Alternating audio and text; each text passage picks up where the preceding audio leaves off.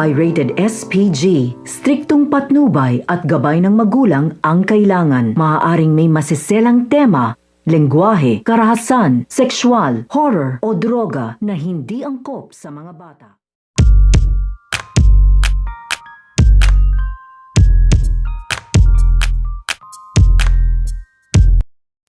So ito nga si Mara ay natagpuan na nga dito ang kanyang katawan dahil sa tinapon na nga siya dito ng mga tauhan. Ito nga ni Armando at ito nga ni Lolita ay inanod nga dito itong ang katawan nga ni Mara dito nga sa tabing pangpang. At agad-agad nga itong nakita ng mga tao na naninirahan dito nga sa tabing pangpang na mukhang may taong na daw na wala na nga daw buhay. Kaya agad-agad nga nila itong tinagnan at laking gulat nga nila na isang babae nga ito at wala ngang malay. Kaya agad-agad nga nila itong pinaalam dito nga sa mga pulis upang malaman na nga dito kung ano nga at kung sino nga itong ang babae na kanilang natagpuan. Sa pagdating nga ng mga pulis ay hindi nga nila dito kilala itong ang babae na tagpuan dito nga sa tabing dagat dahil wala nga itong pagkakakilanlan at hindi nga rin ito mga kilala ng mga naninirahan dito nga sa tabing dagat. Kaya nga agad-agad na nga lang nila itong sinugod dito nga sa ospital upang mailigtas pa nga nila dito dahil base na nga din sa pag-iimbestiga nito nga mga pulis ay mukhang humihinga pa nga daw dito ito nga daw babae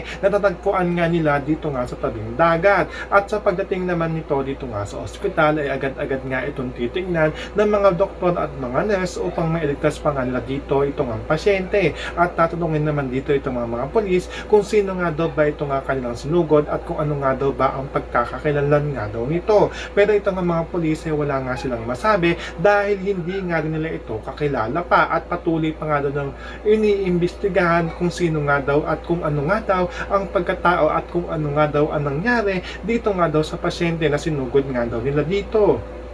Iyan ang ating mga pakakatutukan at pakakaabangan dito nga lang sa FPJ San Provinciano.